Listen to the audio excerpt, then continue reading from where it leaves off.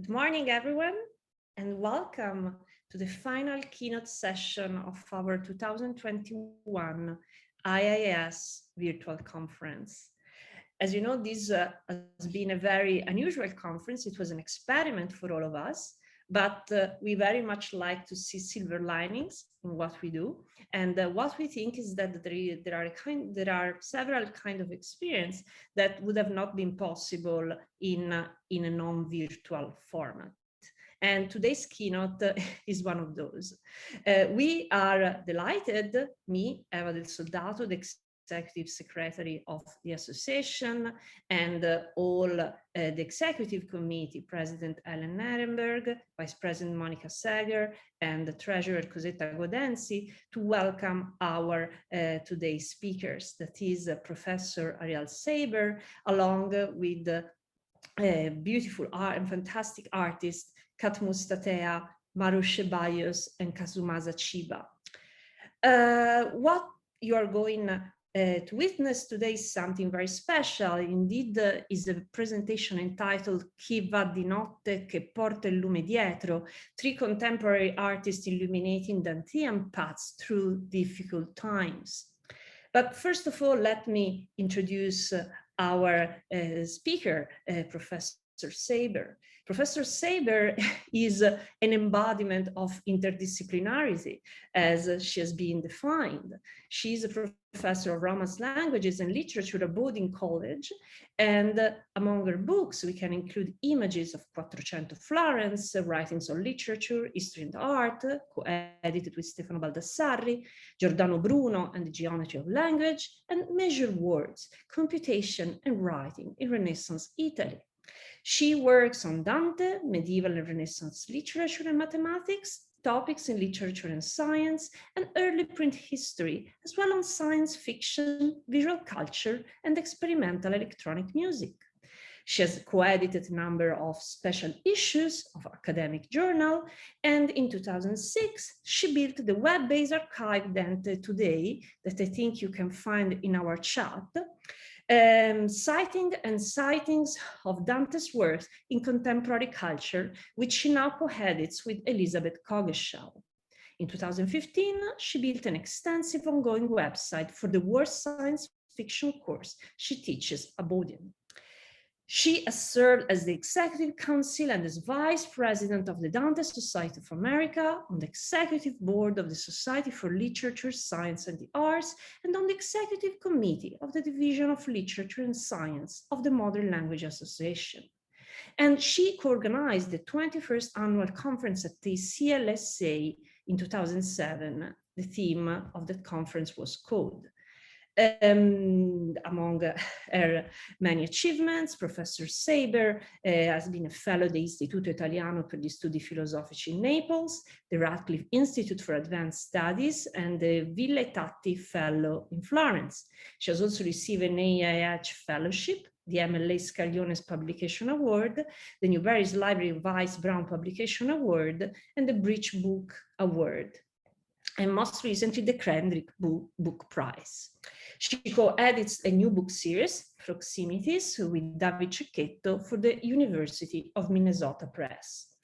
Before leaving the word to Arielle and Maru and Kat, and even if not with us, to Kazumasa, what I would like to stress as a member, as an officer of this association, is that we would like the American Association for Italian Studies in the future to welcome more events related to medieval and early modern culture, also in a perspective over la longue durée in terms of reception, in terms of interaction with other disciplines, precisely like the event that we are going to have today. Precisely because we want our association to be a home for everyone working in the Italian studies, and especially this year, the Anno Dantesco, we think that it was particularly important to send this kind of message.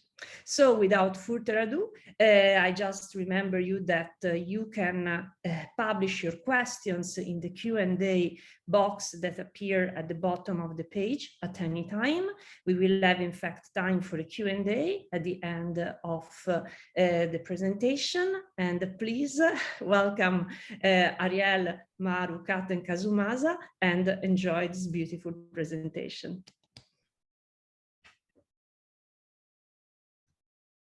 Thank you so very much, Eva. And actually, before beginning my talk today, I'd like to mention that some of the images that I will show are not recommended for young viewers. They are absolutely not horrendous, but there is some violent and sexual imagery.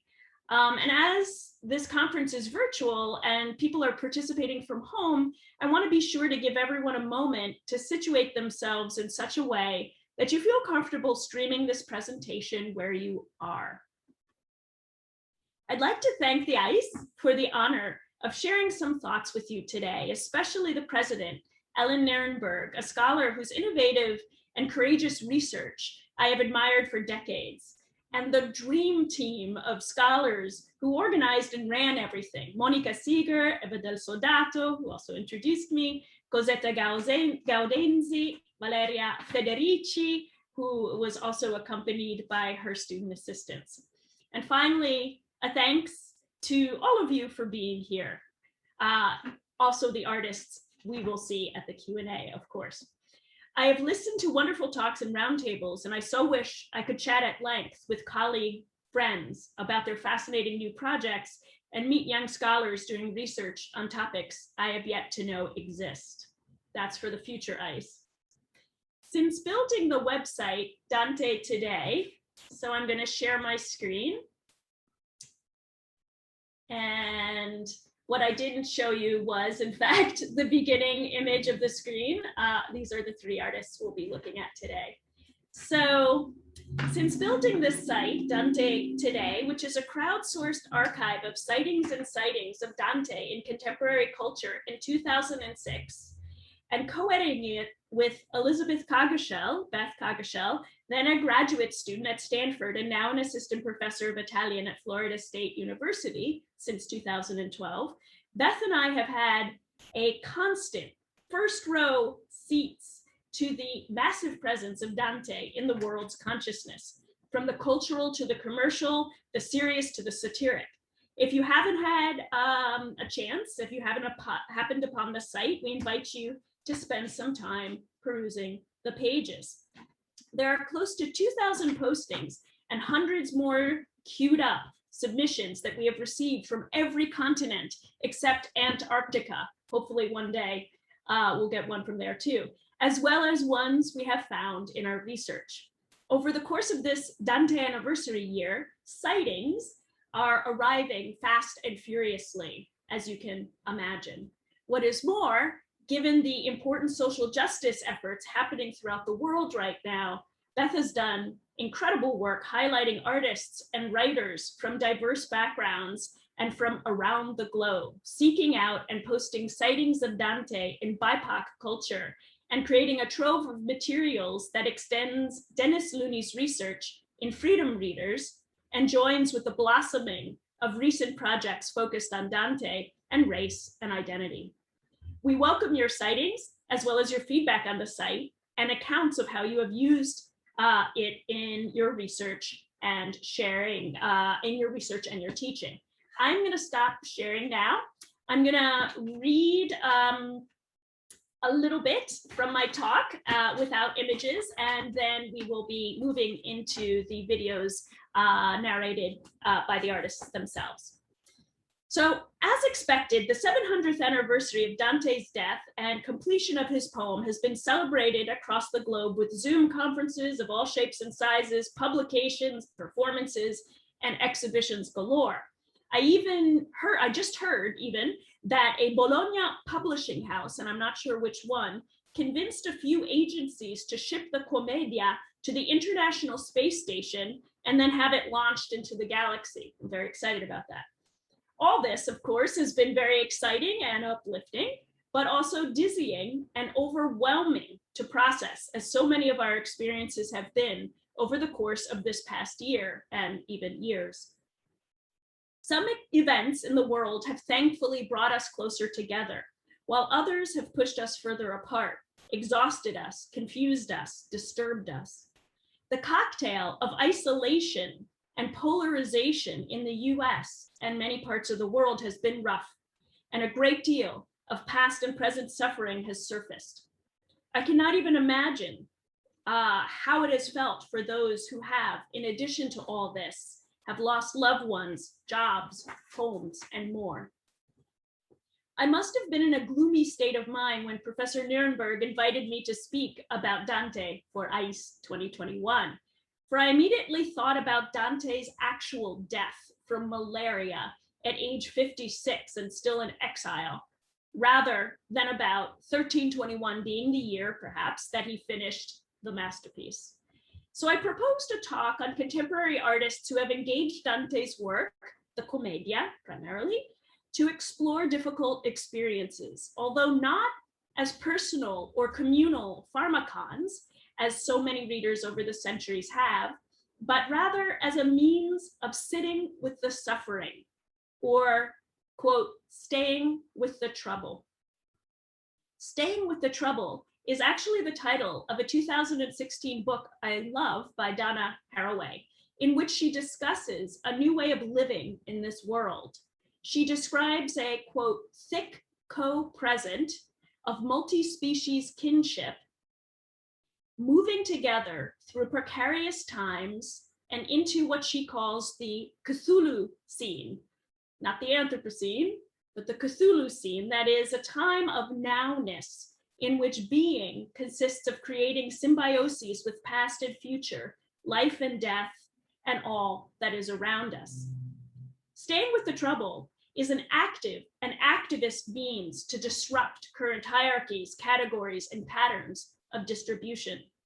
Our planet's ecosystem, our societies, and our metabolisms are not fine, and we need to face head-on the pains of being human and the pains we humans inflict onto one another and onto the world.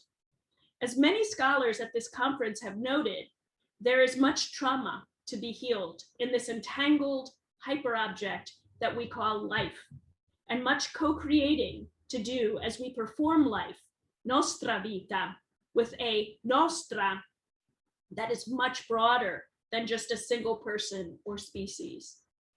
In the artwork we'll be viewing today, we will stay with the trouble. Here, Dante Pilgrim is not a mere stand-in for the artist or for all of us. He is not, or should be, every man. Nor is Dante Poet entirely our guide and savior. Instead, the Poet Pilgrim is what I would call a Haraway Dante. And I really should ask Donna Haraway if she minds that I borrow her name and framework in this way. I will do that sometime. This Haraway Dante is a symbiont, a Dante board comprised of individuals of different places, times, identities, and cultures. He is a collective. He is plasmatic, but not amorphous. He is present to the present, but not a presentist. Realistic about current realities, but not always a realist. He does not preach a triumphant sense of we can all be saved optimism, nor a we are all doomed despair. For the artists we will see today, this Dante is closely akin, or rather close kin, with the poet's long-suffering Virgil, lighting a path for those who follow with the lantern he holds behind himself, as Statius so famously described his beloved author doing in Purgatory 22. Their Haraway Dante is, in effect, a many-thinged hybrid. He is part Dante poet, part Dante pilgrim, part Virgil, part Beatrice, part Bernard, what the heck, even Bernard, part themselves, and part many other forms of kin. He is so entangled, so meta, so hyper, he often disappears from our view.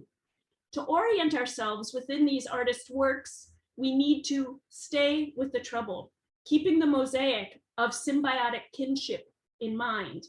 When we do, the Haraway Dante appears, generously illuminating new paths through suffering rather than insisting on particular ways out of it. So I'm going to now share my screen again. And what I'm going to do is say a few words about these three artists and then show their videos. Who are they? One is Kat Mustatea, a playwright, technologist, I love this word, and performance artist who lives in New York City.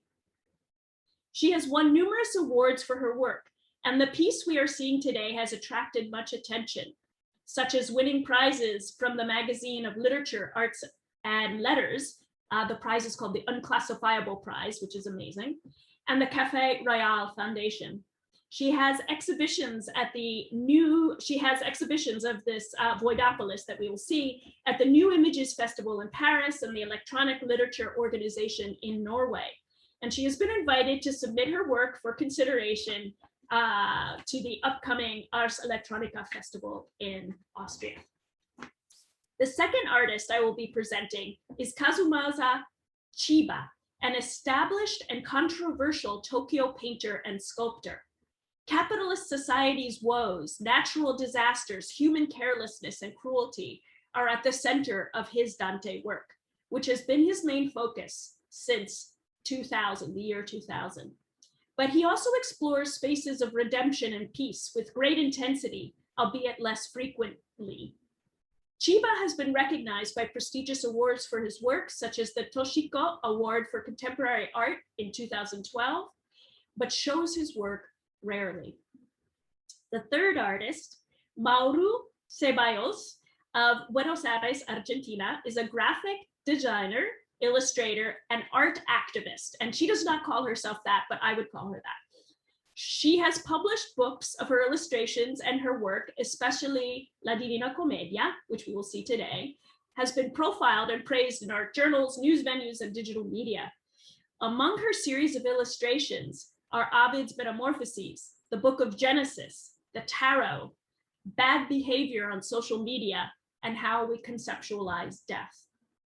I'm so honored and grateful that they made 5-minute videos about their Dante-inspired work for us and have been so patient with my myriad questions over the past months.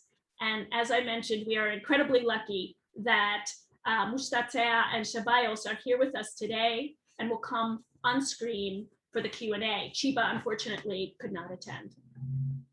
As with all interdisciplinary scholarship, and arguably any form of scholarship, you are never alone in your projects.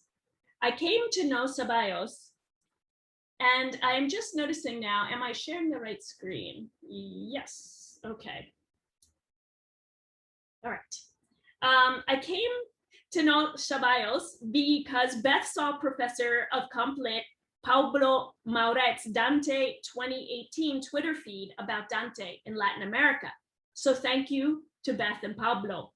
I know Chiba because of a posting by Carlo Pulsoni in the Italian Studies listserv about an interview Lorenzo Amato, who's a professor of Italian at the University of Tokyo, an interview he did with Chiba after seeing his work in a 2019 exhibition. Thank you, Carlo, and thank you, Lorenzo, from whom I have learned so much. I know Mustatea because the internet gods brought her to the Dante Today website. And so I thank those gods. And if it weren't for two marvelous Bowdoin students, Eugen Cote and Nana Hayami, we would not have translations of Ceballos and Chiba's narrations, nor the subtitles on their videos. Just as the Haraway Dante is multiform, my talk today is the product of many voices and minds, and it is only right that I acknowledge the collective, connective, tentacular, mycelial thinking that goes into our work.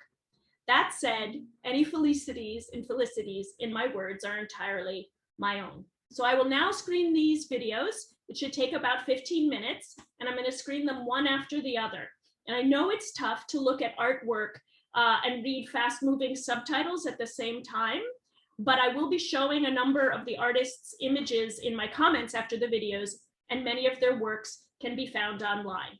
The first we will be seeing is Mustatea's Voidopolis. And I think you might need to turn up your sound somewhat. Quick question, can people see this? Can I see in the chat if people can see this screen? Is this sharing? Okay, yes, then I will start this. Thank you. Voidopolis is a digital performance about loss and memory that is currently unfolding on my Instagram feed. The story is a loose retelling of the Inferno by the pre-Renaissance poet Dante, and informed by the grim experience of wandering through New York City during a pandemic. Instead of the celebrated poet Virgil, my guide through this modern hellscape is a sarcastic hobo named Nikita. Voidopolis makes use of what I call synthetic language. I use a GPT-2 text generator that has been modified to only generate words that don't contain the letter E. In English, most past tense verbs end in ed, so this particular constraint means the past in the story warps in peculiar ways, which for me evokes how we all experienced a sense of time without history during the lockdown. The images are created by algorithmically wiping humans from stock photography. As the project has progressed, I've started to only partially wipe some figures, leaving faces without eyes and hands disconnected from bodies. I started posting in July 2020 after deleting 7 years worth of posts from my Instagram. I turned my feed into a stage of sorts for this narrative, and I think of the way people interact with the posts by liking or commenting on them as a form of applause. This is a story meant to be ephemeral and to eventually disappear, just like any theatrical performance would, so I'll be deleting it all from my feed once it's complete. By disappearing, the project makes a case for the collective amnesia that necessarily follows great cataclysm.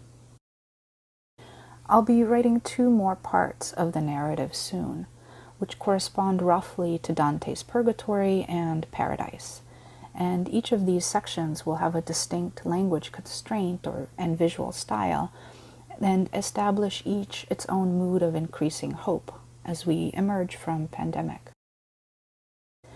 I'm also working on adapting Voidopolis into a limited edition augmented reality book that animates the text and imagery when viewed through a special app. But in this case, the text and imagery is designed to decay a little after each reading. So if you read through the story enough times, the images and text will decay completely. And the printed book will become a leftover artifact with garbled pages and kind of like an empty stage. In keeping with the ephemeral nature of the original project, this documentation of Voidopolis in book form is meant to ultimately also disappear.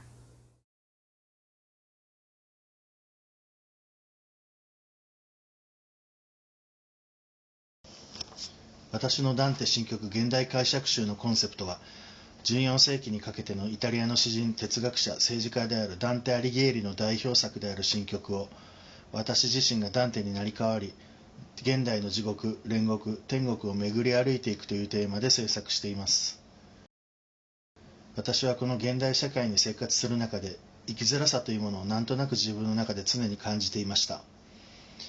私が生きづらさを感じるのは、現代の人間社会が必ずしも良いと思えないとき、むしろ決して肯定できないと感じたときに、自分の不甲斐なさを感じて苦しい気持ちになり、生きづらさを感じます。世界では今もいろいろな紛争や戦争というものがたくさん起こっています。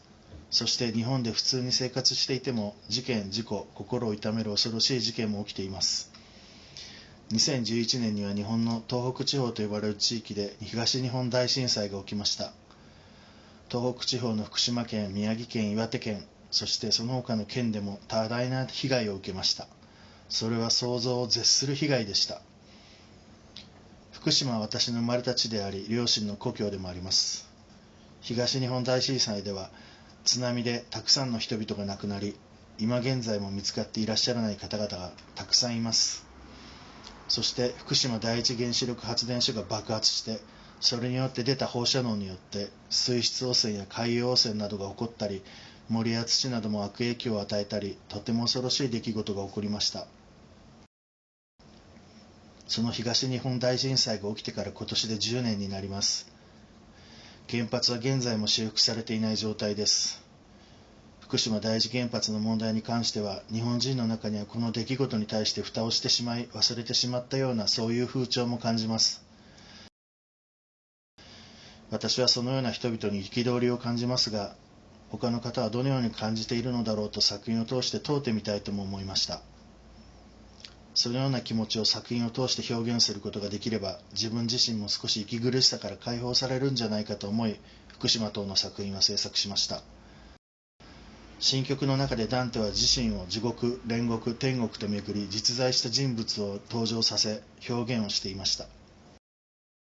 私もこの表現形式を借りることで世界の人々に自分の思いを伝えることができるのではないかと思いました。日本の伝統芸能の歌舞伎であっても、またはクラシック音楽であっても、同じ物語や同じ曲であっても、演じる人が違ったり指揮者が違ったりすると、その作品は全然違うものになります。ダンテ新曲という舞台を私が使わせてもらい、自分の言いたいことや感じていることを表現していけたら、人種を超え、私の表現する新曲が届くのではと思っています。私は新曲を現代解釈という形で制作しています。そのためにはニュースや新聞、そしてテレビ、インターネット等、そういう身の回りのいろいろなものを見たり聞いたりしている中で、特に時代を表しているもの、または自分が関心を持ったものの資料を集め、それをもとに私、ダンテ・千葉をその場に居合わせた幻想絵画、立体作品では幻想シーンというようなスタイルとして、絵画を描いたり彫刻作品を制作しています。私は美術作品という形のあるものを制作していながらも、実は実体のない人間とは何か、宇宙とは何かという根源的なものを模索しているのではないかと感じています。私の描く天国は、キリスト教で一般に言われるそれとは違うかもしれません。ダンテのオリジナルの新曲ではキリスト教の思想が中心となっていますが、日本人の私にはやはり違う考え方が根底にあります。私はキリスト教を否定しているというのではなく、日本人として現代解釈をして制作する場合に、世界の人々が祈るという共通する行為とは何なのか、その祈りの裏にある人間の愛というものを民族を超え、宗教ミクスチャーとした天国を制作したいと考えています。天国は目に見えない宇宙の真理みたいなものが、私はまさに天国じゃないかと考えています。天国は人間中心の世界ではなく、宇宙生成の成り立ちの世界なのではとも思います。天国の世界については常に考え続けています。この天国編の絵画は、中心の光を宇宙の真理として表してみたいと思いました。現代社会に生きる私はこの世界を地獄というふうに考えています。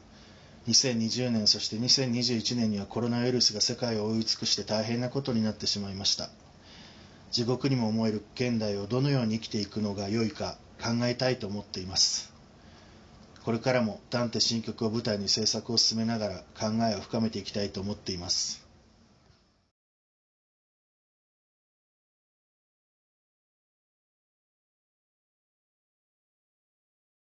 Cuando empiezo a leer un libro siempre empiezo por el final. Leo la última página primero, y La Divina Comedia no fue la excepción.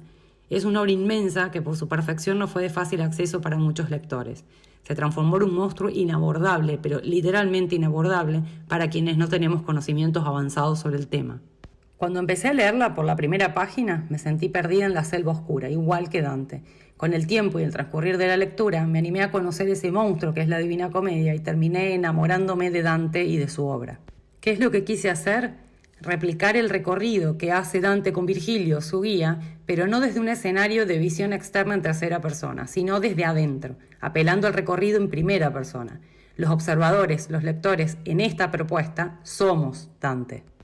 Para navegar las ilustraciones de los 100 cantos lo hacemos a través de los ojos de Dante. Lo que él ve, lo que él describe, lo que él siente. Es por eso que él no aparece en ninguna de las ilustraciones. Intenté representar el concepto filosófico que él muestra. Es un recorrido, como dije, en primera persona, y Virgilio tampoco aparece. ¿Por qué? Porque si nosotros somos Dante, el texto y las ilustraciones apuntan a ser Virgilio en todo este lío.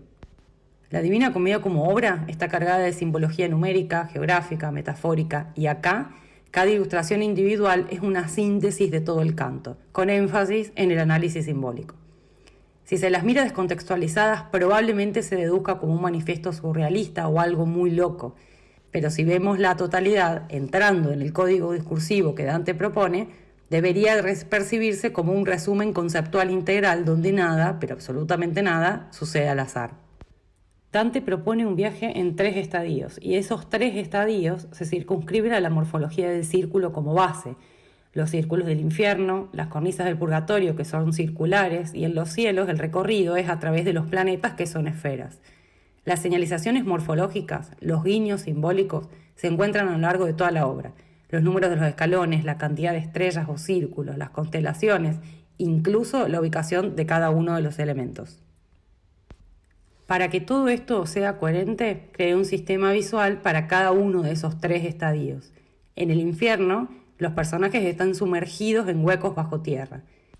En el purgatorio, que transcurre sobre el monte Purgatorio, los personajes están sobre la tierra.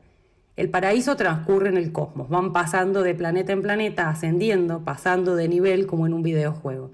Entonces acá el foco lo puse en la mitología de esos planetas que van transitando, porque es lo que Dante describe. Por ejemplo, en Venus habla sobre el amor y en Marte sobre la guerra.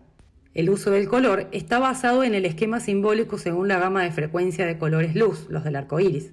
Van del rojo al violeta, y la suma de todos esos colores, que se llama aditiva, da como resultado el blanco, que simbólicamente está asociado a la luz.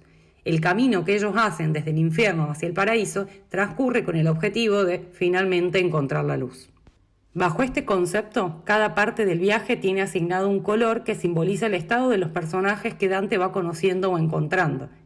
La presencia de círculos que contrastan con el blanco y negro de la ilustración señala los puntos álgidos del contenido simbólico. Entonces vemos el uso del rojo, que dentro de la escala de gama de frecuencias de vibración es la más baja, asignado al infierno. El amarillo, gama de frecuencia media, al purgatorio, y el verde celeste para el paraíso. El último color, el de la vibración más alta en la gama de frecuencias, es el violeta, que está asociado a la divinidad, pero decidí no usarlo porque los personajes que están acá, que están en el paraíso, no son el ser supremo.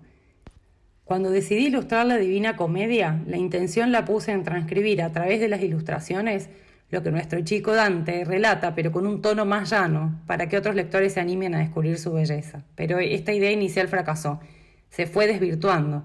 A medida que avanzaba en la lectura, la ilustración se fue mimetizando con el tono de Dante, y sin querer, todo me llevó a respetar la complejidad propuesta por él. Digamos que terminó siendo espontáneamente un homenaje al proceso simbólico que él hace y muestra, a ese chiste extraordinario que él se hace a sí mismo todo el tiempo. Y así como empiezo a leer los libros por la última hoja, me gustaría terminar por el principio, resumiendo en una frase qué fue lo que me enamoró de Dante y de su obra desde el minuto cero. Y eso es lo que dice la página 499 del ejemplar de la Divina Comedia que tengo a mano y que corresponde al final del canto 33 del Paraíso. Aquí faltó la fuerza a la elevada fantasía, pero ya eran movidos mi deseo y mi voluntad, como ruedas cuyas partes giran todas igualmente por el amor que mueve al sol y a las demás estrellas.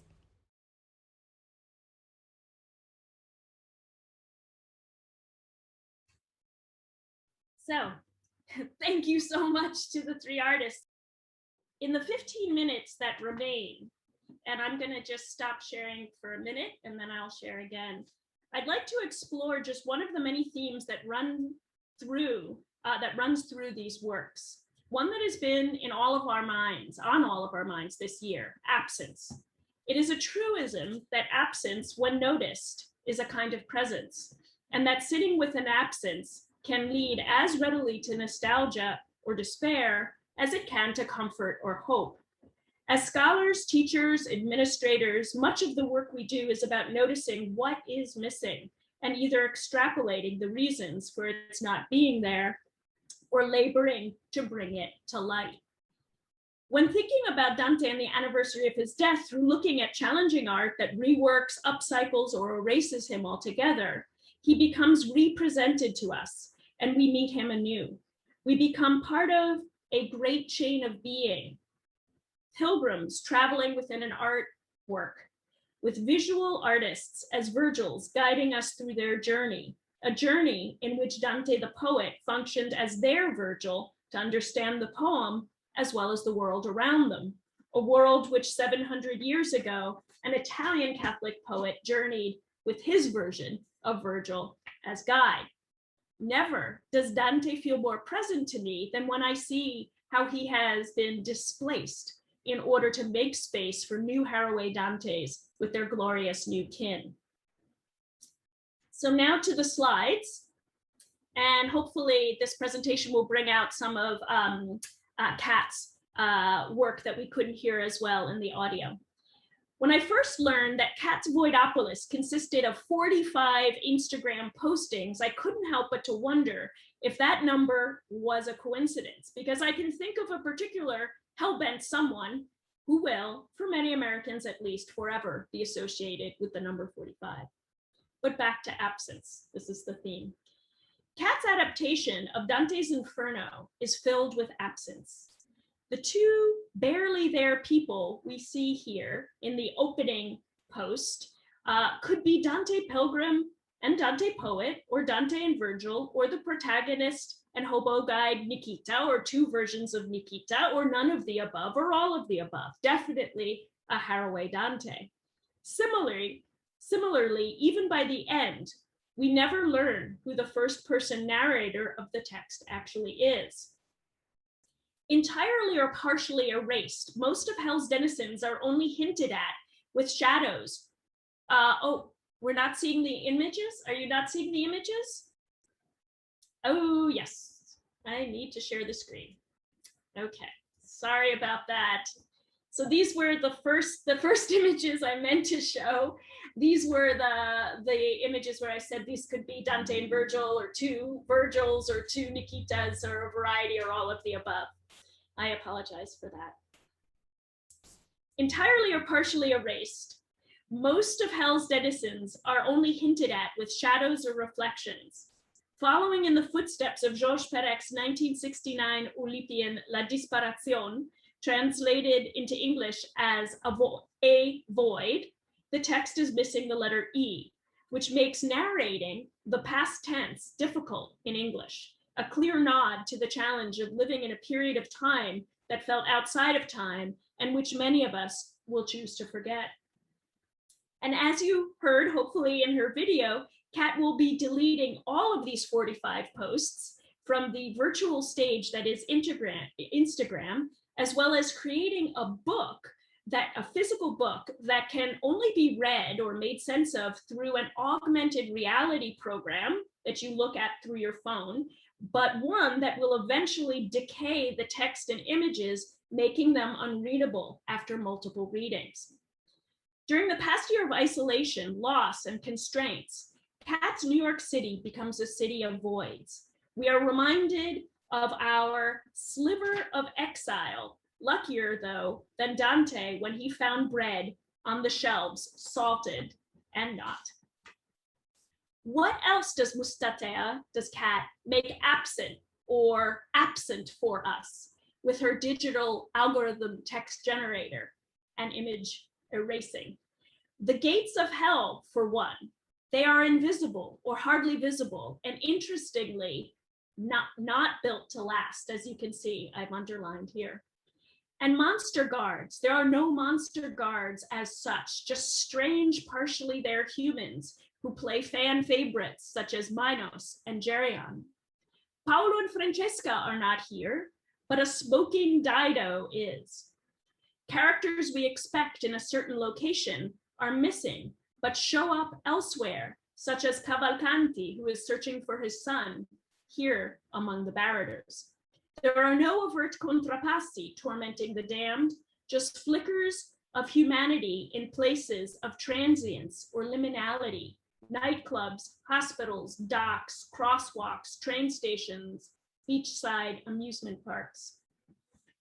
And underpinning Kat's Voidopolis is yet another prompt for thinking about absence, the illusion that we are independent and free.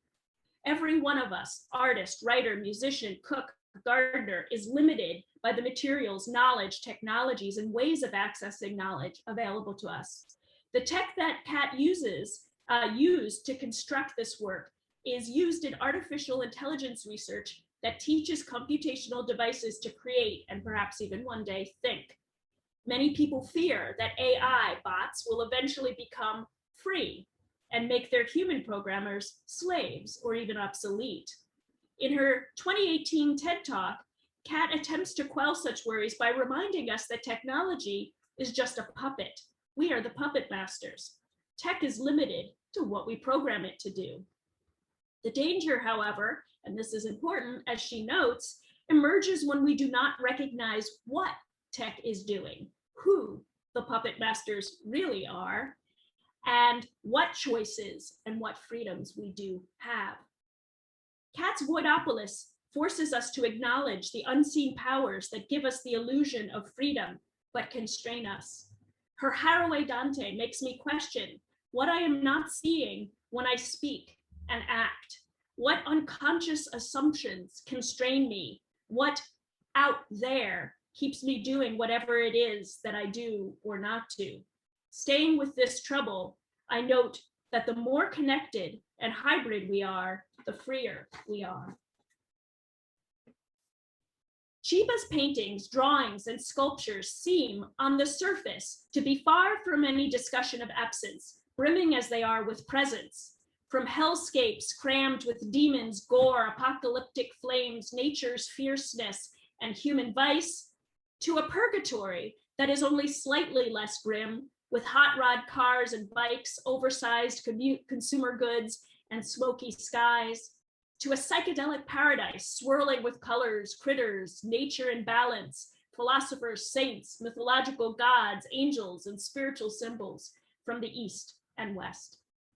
And these are just a few items that Chiba included in his 2019 solo exhibition at Mizuma Gallery in Tokyo. Many of the images I'm going to be showing here actually come from Lorenzo Amato, very kindly. There are also action figure-like clay and metal sculptures built up with tiny details, weapons, flames, skulls, fists, and a gate of hell that only in its basic shape recalls that of Rodin. These 6 paintings, which depict hell and purgatory, are massive, near 13 feet in length, about 4 meters, and bursting with extreme violence and suffering. So too are most of his smaller Dante-inspired paintings. We see here, for example, a Chiba Dante at the left with his demon guards among him, observing a trash-filled, bug-ridden home, dead, abandoned children on the floor, devils and angels both on call nearby.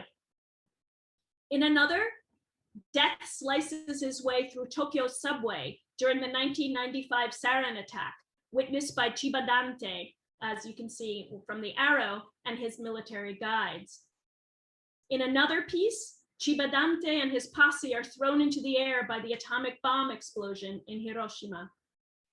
And in yet another, Dante and Virgil visit Fukushima after the 2011 earthquake, tsunami, and nuclear power plant explosions.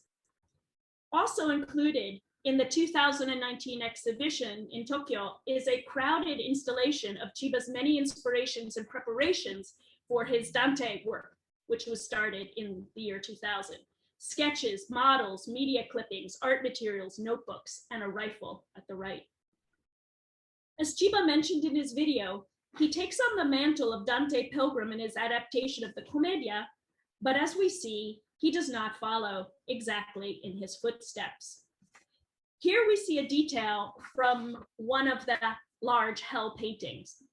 Chiba Dante holds the Commedia in a dark forest, gazes off to the side, seemingly comfortable with an insane-looking demon in paramilitary garb, automatic weapon in one hand, and a Hokusai-style evil spirit lantern in his left. Behind his back, carrying it behind his back. The Japanese, by the way, says, "I take refuge in Amitabha Buddha." A Christian cross hangs from the demon's ear, an eyeball rests on the tip of his tongue. He sports many words in English on his person, first and foremost, a name tag letting us know he is Virgil. A beeper that he wears says Thales, Thales, the pre-Socratic. Water is a major theme in Chiba. An arm patch proclaims hate, and a handgun is called Vampire Slayer. Virgil, as Lorenzo Amato discusses in his excellent study of Chiba's work, had to up his game as guide to protect Chiba Dante from the evil of today's Mad Maxian hell that is our world. It takes more than a bit of parola ornata to keep the pilgrim safe, and more brute force than telling evil obstacles that the pilgrim's journey is willed by a higher power. This Virgil, in kinship with Chiba Dante, creates a Haraway Dante. The Haraway Dante asks us to sit and contemplate suffering, to stay with this trouble. But easier said than done. How do we, as Westerners, Italianists, Dantisti even, sit with this whirlwind of catastrophe and pain, with manga anime mecha bots, Nazi minotaurs beheading Japanese officials and impaling them onto poles, and demon guards who wear Nikes while geisha seem almost faceless? Can we cry with Chiba, lost in a post-nuclear disaster Japan with little pure water and even less governmental help to clean up the radiation, earthquake, and tsunami damage and rebuild homes? His mask, by the way, refers to the useless attempts by people in Fukushima prefecture to protect themselves from radiation after the explosions. The painting was made years before COVID, coincidentally. What makes Chiba invitation to sit with him even harder is that Chiba Dante does not look at us. Scary Virgil does not look at us, nor does the possessed lantern, nor even the eyeball in the snake's mouth above Virgil's knee, nor the eyeball on Virgil's tongue. The eyes in Chiba's works never, it seems, see us. They are often blank, wandering, closing, or closed.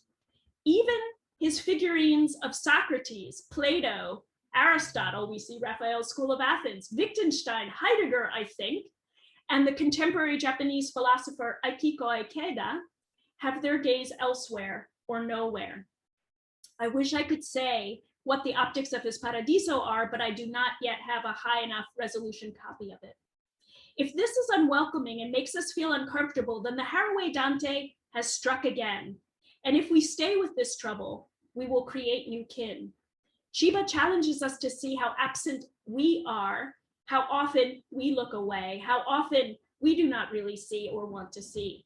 Some of us even fear looking at and for kindness, sharing, and love. Few of us can conceive of an ecumenical multi-species shared existence. In an interview with Lorenzo, Chiba says, "Non mi identifico con Dante, ma vorrei avere I suoi occhi per scrutare la società attuale." Someday, I hope to tell Chiba-san that I had the honor of trying on his eyes. In Maru, I'm going to use her first name, in Maru's 100 illustrations, the absence of Dante as pilgrim or poet is near total. Only in the illustration for Paradiso 17, when Cacciaguida speaks of the predictions Dante has received of his future exile, do we see a framed image of a tiny Dante figure climbing a hill or mountain.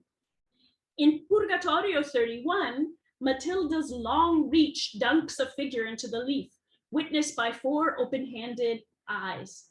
Perhaps this is Dante, perhaps this is Statius, or perhaps, we can only hope, this is Virgil being saved. In another illustration, however, that for Purgatory 27, a dream Leah holds a mirror facing outward, and we see an eyeball in a triangle. This is Maru's symbol for God observing us. So where are we, the viewer, then? Should we not see our reflection in this mirror, sitting with this challenge, staying with this confusion? I begin to understand, I think. The trope that Dante Pilgrim stands in for us explodes. We stand in for the absent Dante, and we also stand in for God as ourselves. Like the pilgrim's guides are also nearly always absent in Maru's work. Maru mentioned in her video that the illustrations themselves are like Virgil's. Yet we feel their presence standing next to us, within us, with us, in us, as we are looked at by the characters. This is truly an augmented transhuman Haraway Dante. Many sinners, penitents, saints, guards, and others, in fact, look directly at the hybrid us, the diseased body of an alchemist, penitents peeking out from the smoke on the terrace of anger, Dante's ancestor, Cacciaguida, you can see him over here, Cacciaguida, gazing at us from a wiggly branch off the cross of Mars. Even the faceless Pierre de la Vigne holds his pained heart in his hand, seems to fix us with a tellingly avian harpy's eye. Medusa, alas, sees us, as do peeping toms, or are they victims of the panders, seducers, and flatterers in the first Bolgia? Double-faced hypocrites weirdly stare straight at us while being eyed by an eyeball tree. Luckily, we are also seen by Statius, I assume it might be Virgil, three-eyed Prudence, or Justice, a marvelous mini griffin, as well as by Beatrice. Maru continues to engage a semiotics of absence in the ways she employs remarkably condensed symbolic language, giving us the opportunity to call back to mind details from the poem. One of my favorites is how she illustrates the gate into purgatory proper. Here, the 3 steps the pilgrim must traverse are 3 columns or tree trunks. A bird, a hawk, an eagle perhaps, seem to stand in for both the pilgrim's dream of the eagle and for the angel doorkeeper. It is holding in its talons what looks like the sphere of fire in which the pilgrim thought he was burning in his dream. And maybe he is also holding, or it is also holding, the 2 keys. 7 floating spheres covered in spikes indicate the P's to be inscribed onto the pilgrim's forehead. With each arrival onto a new terrace, we note a spike sphere has vanished. Here, on the terrace of the Gluttons, Purgatory 22, we see that there are only 2 spiked spheres left. Another beautiful example of Maru's abbreviated symbolism happens in the sphere of the fixed stars. Paradise 24-26, where Dante Pilgrim is examined on faith, hope, and charity. Here, the examinee rises through raining grace, enlightening light, and into a power source. His, her, their, our eyes go from closed to open, and the being's mind from disconnected to fully connected, all the time the eye of God, or Dante, or ourselves, looking straight at us. How can we not feel Dante's presence in his absence in Maru's illustrations? The poet is there in the angelic circles, in the rose, in the sacred heart, and in the final vision and word of the poem, La stella, le stelle, somos Dante. Maru, Kat, and Chiba-san have shown us dynamic, complex Haraway Dantes for the 21st century. Dantes that are the sum of lived experiences and imagined ones, past, present, words and images, and a panoply of individual and collective experiences. I could point to how Maru's Dante reveals her love of Edward Gorey, mythology, cocktail mixology, and medieval manuscript marginalia. Kat's Dante, her love of the playwright Carol Churchill, Rachel Ingall's Mrs. Caliban, Borges, and the experimental theater of the Wooster Group. And Chiba's Dante, his love not only of Rodin and Bruegel and Bach and Doré, but H.G. Geiger, sci-fi horror, heavy metal music, and military machinery. All of these are part of the Haraway Dante. Dante does not and cannot stand in for all of us in our wild diversity. We are not all Dante, although he is all ours.